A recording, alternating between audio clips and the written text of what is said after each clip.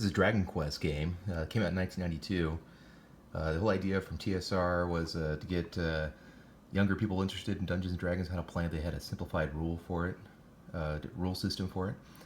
And this one comes with free 6 metal figures, 720 retail value. So if the artwork didn't get you, then you had the special edition metal figures inside. Actually, they did a pretty good job with the game. I mean, this is the game board. They had this giant game board that folded out. You had many adventure that fit on this play surface. They put on, the turn sequence chart, roll for wandering monsters, all the way down, kind of walk you through the game. I mean, the whole idea is simplify Dungeons and Dragons and get people interested in it. It came with a Dungeon Mastery screen. I don't think I ever used this, but it had, the reference rules for things. I don't think I ever set this out in front of me. You can tell it's not really folded up. Yeah, they did a pretty good job with that. I mean, it also came with a rule book, and then you can build your characters. Again, it's much simpler than the standard version of the game. You had, simplified core stats. Give me these 4 movement, fighting, hit point, armor class, kind of your basic stuff for moving around. And that was pretty much it. I mean, that was your entire character there. These were some of the characters that we made back in the day. Looks like I have a few characters from the not Advanced Dungeons and Dragons, Dungeons and Dragons.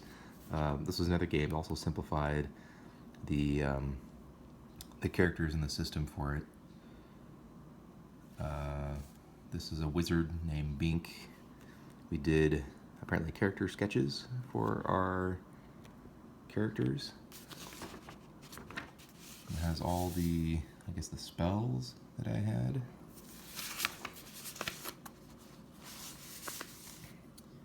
That's pretty important. Don't want to go adventuring without your 5 pairs of underwear. That's top of the list right there too, huh? And we photocopied a bunch of these different sheets, had them ready to go. And I remember this. I remember taking some time. You can make copies of this game board. We put together our adventures, and then I would sit there and write up all the different things happening in each room. A monster, your choice, will be at the opposite side of the room.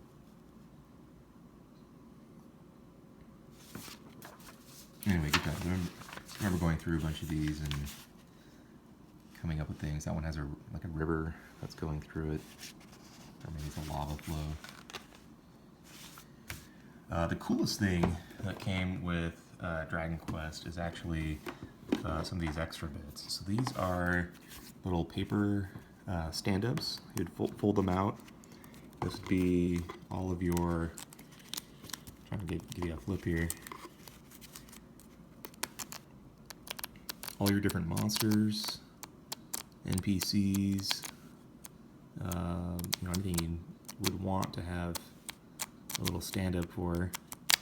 There's a little paper cutout that you could use for it. And then this game came with these extra figures. So it had these red ones, which were your standard ones, plastic. And then they would also include, I guess in this version, for your special edition, they had these metal ones. Of course, it's always hard to get the metal ones to stand up correctly, but... So if you're playing along, your character would get their own figure, and you could use that. Whereas all the monsters had these wimpy paper cutouts, making you the hero. And then I think the coolest thing that came with this is it had this deck of cards. And in the deck of cards, it had, this is your standard hero. You would have your stats ready to go on the back. So you can just literally just hand someone this card. They can fill in their sheet, and away you go. So it has the heroes themselves. These were the different monsters in the game. It's probably the best part of the game. Same idea where you have these stats. So you can literally just set this aside, have it ready to go for the adventure.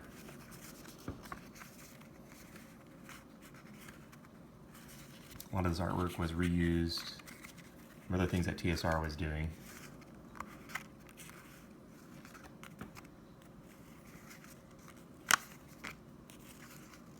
Especially remember that one. That was on one of the books. The Dire Wolf.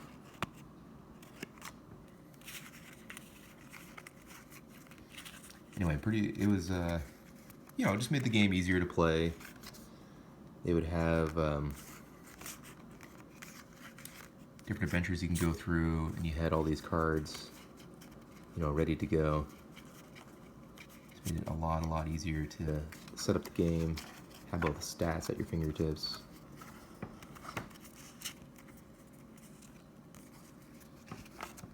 They did a great job, you know, putting an artwork on these things, making it interesting.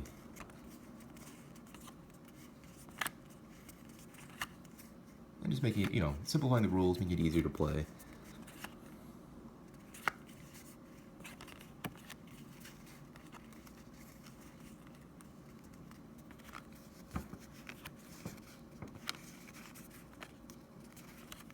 Smiling on.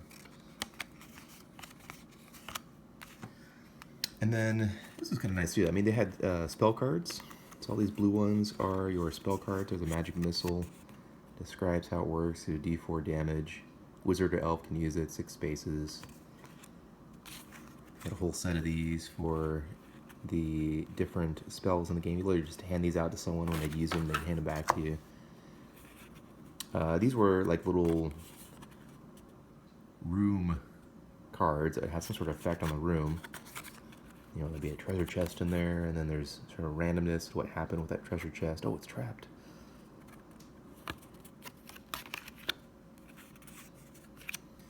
And then these brown ones were equipment cards. So you can hand these out to the players. They could read the back, know what they do. You can splash it on undead creatures. Hey. Your armor would come through this equipment deck.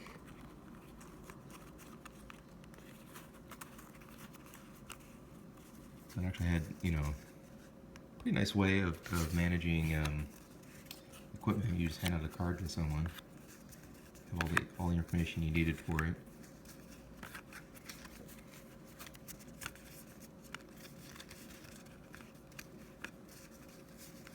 You know, I loved having these as a kid. You know, when you were playing the game, it made it a lot simpler. And then the yellow ones were treasure cards. So they were, you know, better weapons. This is better armor. Something that's worth money. It's a golden statue. Better swords. So you can reward your players by reaching in, pulling out some of these treasure cards, which made it pretty fun to, pretty easy, you know, put it together. So yeah, there's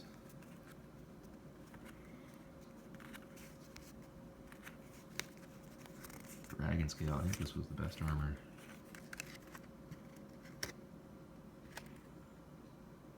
Reduces humor class by 2 places instead of just 1. Definitely the coolest armor.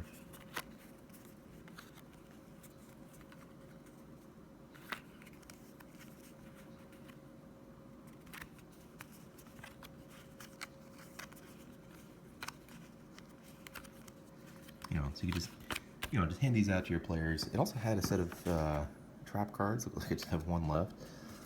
Tell you what happens if there's a trap in the room. That one's an alarm.